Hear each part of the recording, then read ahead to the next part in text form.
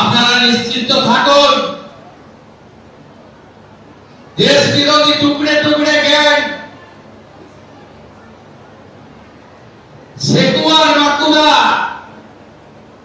জেগে উঠেছে।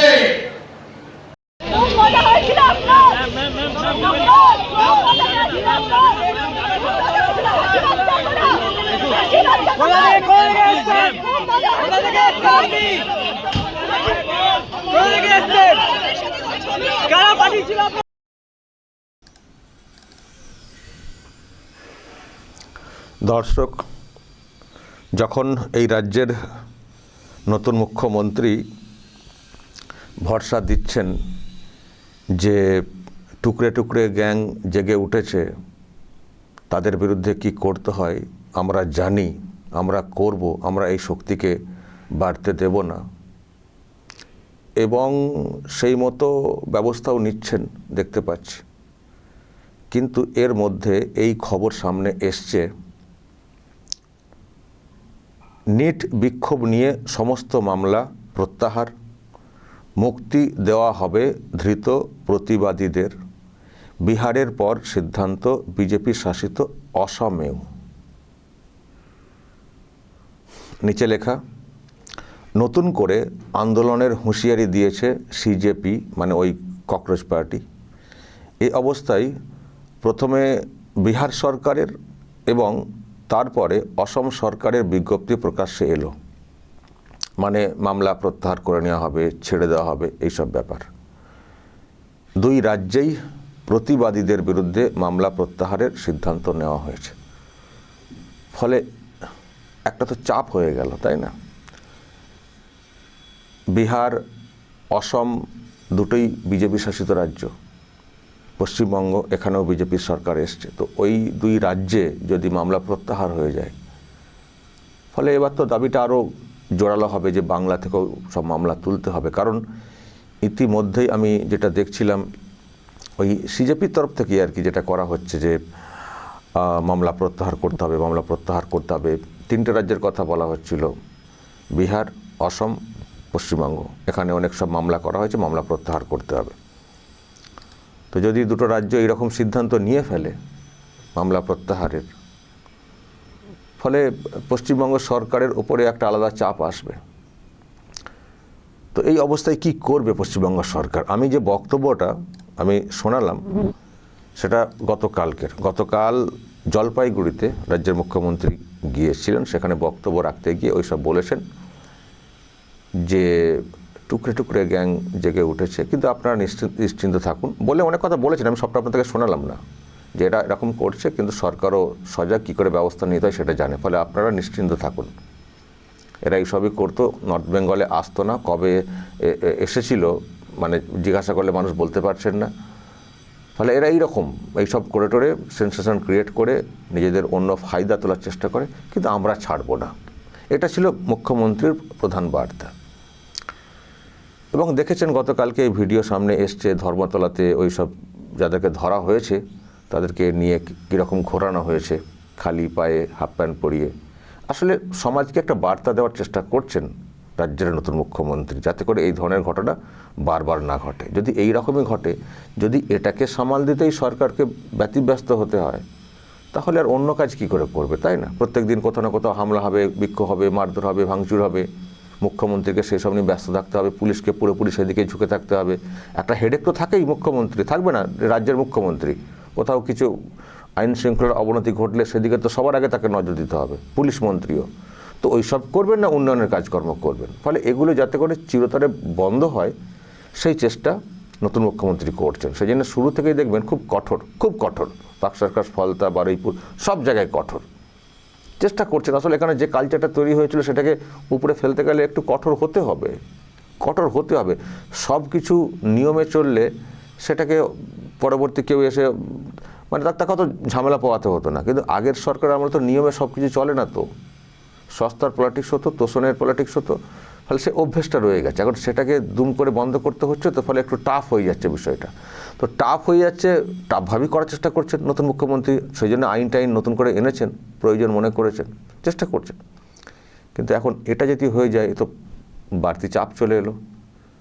উনি চেষ্টা করছেন যে একটা অন্যরকমভাবে এই ককরোচ পার্টির বিক্ষোভ এই যে বলা হচ্ছে, কিন্তু আপনারা দেখেছেন, আমি দেখিয়েছি আপনাদেরকে, যাদেরকে অ্যারেস্ট করা হয়েছে এদের অ্যারেস্টের ব্যাপারে পরিষ্কার একটা রাস্তা তৈরি করেছিল রাজ্য সরকার, যাতে করে বলা না যায় যে ককরোচ পার্টির এরা সমর্থক।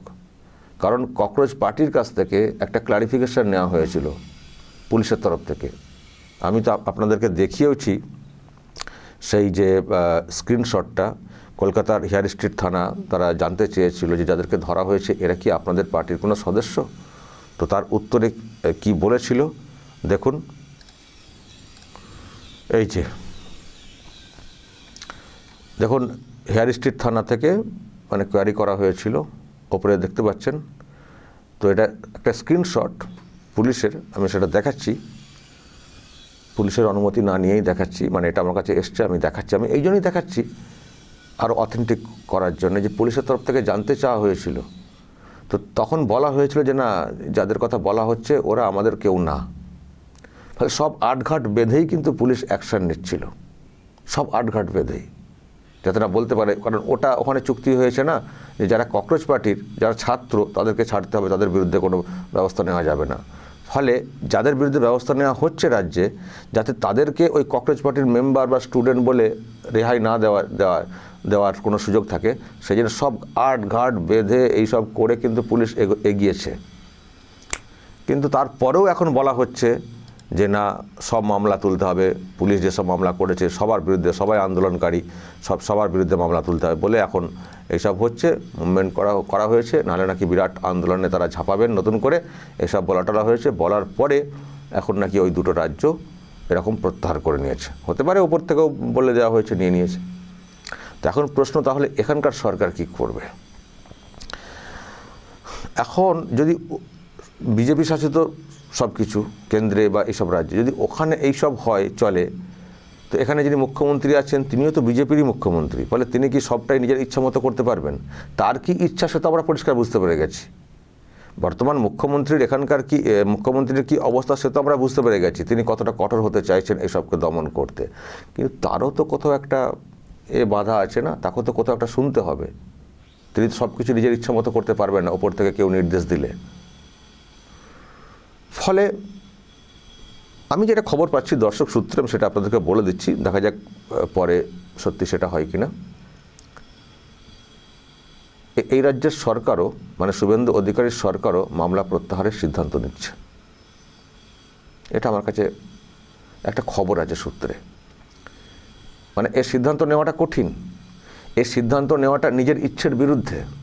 কিন্তু যেহেতু সবটাই নিজের ইচ্ছাতে চলে না, এখন ওপর থেকে কেউ মনে করছেন যে এটা দরকার নেই, এখন সরিয়ে নাও, অমক তমক, ফের জটিলতা করে লাভ নেই। তো সেই জন্য সেটাকে মান্যতা দিয়ে বর্তমান সরকার সিদ্ধান্ত নিচ্ছে, যেটা আমার কাছে সূত্রের খবর, তারাও মামলা প্রত্যাহার করবে। ককরোচ পার্টির সদস্য হন বা না হন, যাদেরকে ধরা হয়েছে এই মুভমেন্টের ব্যাপারে, যেহেতু প্রত্যেককেই ছাড়তে হয় বলে একটা দাবি উঠেছে এবং অন্য রাজ্য সেই সিদ্ধান্ত নিয়ে ফেলেছে, তো পশ্চিমবঙ্গ সরকারও সিদ্ধান্ত নিচ্ছে যে তারা মামলা প্রত্যাহার করবে। দেখা যাক সময় গড়ালে কোনো স্টেটমেন্ট বিজ্ঞপ্তি আসে কিনা, কিন্তু আমার কাছে খবর আছে প্রত্যাহার করবে। কিন্তু এবার আপনাদেরকে একটা কথা বলে রাখি, প্রত্যাহার কোন মামলাগুলো করবে? প্রত্যাহার কোন মামলাগুলো করবে? যে মামলাগুলো পুলিশ করেছে, মানে করতে পারবে, করে বলতে করতে পারবে। কোন মামলা প্রত্যাহার করতে পারবে? যেগুলো পুলিশ করেছে, সুমোটো কেস, সেগুলো করতে পারবে। কিন্তু যেগুলো পাবলিক করেছেন, সাংবাদিকরা করেছেন, সে মামলা কি প্রত্যাহার করতে পারবে রাজ্য সরকার? ফলে সুমোটো কেস প্রত্যাহার করবে রাজ্য সরকার, সেটা আমরা বুঝতে পারছি। সেটা কটা কেস আছে দেখুন, টোটাল 7টা কেস হয়েছে। আপনারা শুনেছেন মুখ্যমন্ত্রী বলেছিলেন 7টা কেস টোটাল। তার মধ্যে সুমোটো কেস পুলিশ নিজস্বভাবে কেস করেছে কটা? 2টো। 5টা কেস কিন্তু সাংবাদিক বা পাবলিকের করা কেস। তার মানে 7টা কেসের মধ্যে 2টো কেস পুলিশ তুলবে। রাজ্য সরকারের তরফ থেকে, পুলিশের তরফ থেকে এইসব নিয়ে বেশি কিছু মানে করা হবে না। কিন্তু পাবলিক, সাংবাদিক পেটানোর যে বিষয়টা, সাংবাদিকদেরকে যেভাবে পেটানো হয়েছে, আপনারা দেখেছেন, সেসব ভিডিও তো আমি দেখিয়েছি। সাংবাদিক পেটানোর জন্যই তো ধরপাকড়টা হলো হিয়ার স্ট্রিট থানাতে ইত্যাদিতে। তো সেই সাংবাদিক পেটানোর ব্যাপারে সাংবাদিকদেরকে তো একেবারে হাসপাতালে ভর্তি পর্যন্ত করাতে হয়েছে। তো সেই কেসটা কী হবে?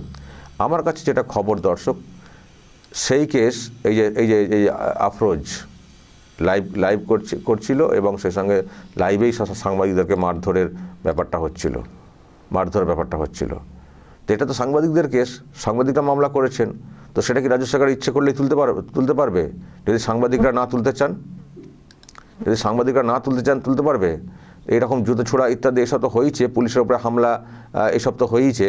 পুলিশ না হয় সুমোটো কেসটা নয় প্রত্যাহার করবে, পুলিশ পরের দিকে লাঠিচার্জ করে এটাকে করেছিল। কিন্তু সাংবাদিকদেরকে যেভাবে মারধর করা হয়েছিল, মুখ্যমন্ত্রী দেখতে গেছিলেন, এই মামলা কি রাজ্য সরকার তুলতে পারবে? না। আমার কাছে এটাও খবর, রাজ্য সরকার এই মামলা তোলার ব্যাপারে কিছু বলবে না। কেন বলতে যাবে? সাংবাদিকদেরকে কেন বলতে যাবে? আর সাংবাদিকরা মার খেয়েছেন, রাজ্য সরকার বা কে সরকার তাদের নিজস্ব কোনো ইন্টারেস্ট আছে, সেই ইন্টারেস্টে তারা তুলবে, বা তাদের কোনো দায়িত্ব আছে, সেই বা তাদের কোনো ভাবনা আছে তারা তুলবে। তো সাংবাদিকরা কেন সেই মামলা তুলতে যাবেন? তাদেরকে মারধর করা হয়েছে। ফলে সাংবাদিকদের মামলা কিন্তু তোলার ব্যাপারে রাজ্য সরকারও কিছু চাপ দেবে না। চাপ দেবে কেন? এমনিই বুঝতে পারছেন মুখ্যমন্ত্রী এতে ক্ষুব্ধ, এটা সন্তুষ্ট না এই মামলা তোলার ক্ষেত্রে। সাংবাদিকরা মামলা করেছেন, থোড়ি রাজ্য সরকার মুখ্যমন্ত্রীর কোনো উদ্যোগ থাকবে এগুলোকে ওঠানোর ব্যাপারে। এবার সাংবাদিকরা বুঝবেন তারা কি করবেন। ফলে 7টা মামলার মধ্যে 5টা মামলা কিন্তু থাকবে।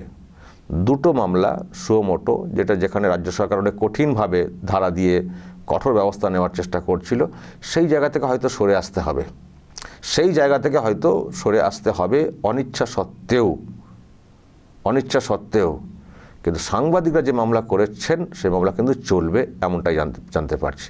আমি এটাও খবর পেলাম, যেসব সাংবাদিক আক্রান্ত হয়েছেন তাদের মধ্যে কেউ কলকাতা হাইকোর্টেও যাচ্ছেন। যদি এটা বলা হয় যে সব মামলা তুলতে হবে, তারা কলকাতা হাইকোর্টে গিয়ে বলবেন আমরা কেন মামলা তুলব?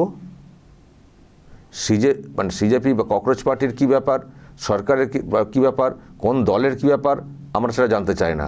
আমরা আক্রান্ত, আমাদেরকে মারধর করা হয়েছে, আমরা দেখতে পাচ্ছি, আমরা চিনতে পারছি, ভিডিওতে সেটা প্রমাণ দেখতে পাচ্ছি, তো আমরা কেন মামলা তুলব? আমি শুনছি সাংবাদিকরা নাকি কলকাতা হাইকোর্টে যাবেন বা যাচ্ছেন। এরকম বিষয় যেহেতু চলছে, সব মামলা প্রত্যাহার যাতে না হয় সেই জন্য তারা কলকাতা হাইকোর্টে যাচ্ছেন এবং তার অধিকার আছে। আপনাদের কী ব্যাপার, কী পলিটিক্যাল ইকুয়েশন, কী চিন্তাভাবনা, কী ভাবনা, কী ভয় আমার দেখা দরকার নেই। কিন্তু আমরা মামলা তুলব কেন? আমরা আক্রান্ত হয়েছি। তো আমার মনে হয় এটাতে এখানকার সরকারের যিনি প্রধান আছেন তিনিও চাইবেন। আমিও তো মামলা তুলতে চাই না, কিন্তু বাধ্য। কিন্তু ওরা কেন তুলবে কেন? আমার ধারণা, এটা আমার সঙ্গে কথা হয়েছে বা এরকম কিছু না, আমার ধারণা মুখ্যমন্ত্রী চান না এইগুলো মামলাগুলো প্রত্যাহার করতে, কিন্তু কোথাও তারও হাত বাঁধা, শুনতে হয় কথা। কিন্তু আমি শেষে একটা কথা বলি, এই মামলায় যদি সবাইকে ছেড়ে দেওয়া হয় তার মানে কি কালকে ফের বেরিয়ে পড়বেন? তার মানে কি তারপরে ফের যা খুশি শুরু করবেন? করুন তো আরেকবার। এটা তো ককরোচ পার্টি অমক টমক ঢাল করে বেরিয়ে গেলেন, করুন তো আরেকবার দেখি। করুন তো অন্য কোনো ব্যানারে, করুন তো ওই পার্টির অমক টমক টুকরে গ্যাংয়ের এই যেগুলো হয়ে থাকে, করুন। এ রাগ নতুন করে জন্মাচ্ছে মুখ্যমন্ত্রীর কাছে। মুখ্যমন্ত্রী মরিয়া চেষ্টা করছেন এগুলোকে স্টপ করতে, কিন্তু তাকেও কোথাও থামতে হচ্ছে। কিন্তু মনের ইচ্ছেটাকেও থামানো যাবে না, কারণ তার মেন যে থামানোটা সেটা হচ্ছে এই ধরনের ঘটনা এই রাজ্যে আর না ঘটুক, কোনো অশান্তি না হোক। মুখ্যমন্ত্রী এইরকম কোনো ইচ্ছে নেই সবাইকে বেঁধে ফেলবো, বা এই যে বলেন মুসলিমদেরকে ধরা হচ্ছে, মুখ্যমন্ত্রীর এই ইচ্ছেও নেই মুসলিমদেরকে বেঁধে ফেলবো। মুখ্যমন্ত্রী এটাই ইচ্ছা এই ধরনের ঘটনা আর না ঘটে, রাজ্যে একটা সুশৃঙ্খল অবস্থা চলুক, যাতে আমি উন্নয়নের কাজ করি। ফলে এই কেস থেকে বেল পেলেও, রিলিফ পেলেও যদি এটা ভাবেন আমাদের জয় হয়ে গেছে, কালকে ফের নামবো, আর একবার নেমে দেখুন, তারপর দেখবেন মুখ্যমন্ত্রী কি করেন। দর্শক বলবেন যদি আপনাদের এই নিয়ে আরও কিছু বলার থাকে, এই অবস্থান নিয়ে আপনাদের মতামত থাকতে পারে, যা বলার বলবেন এবং নজর রাখবেন আরামবাগ টিভিতে।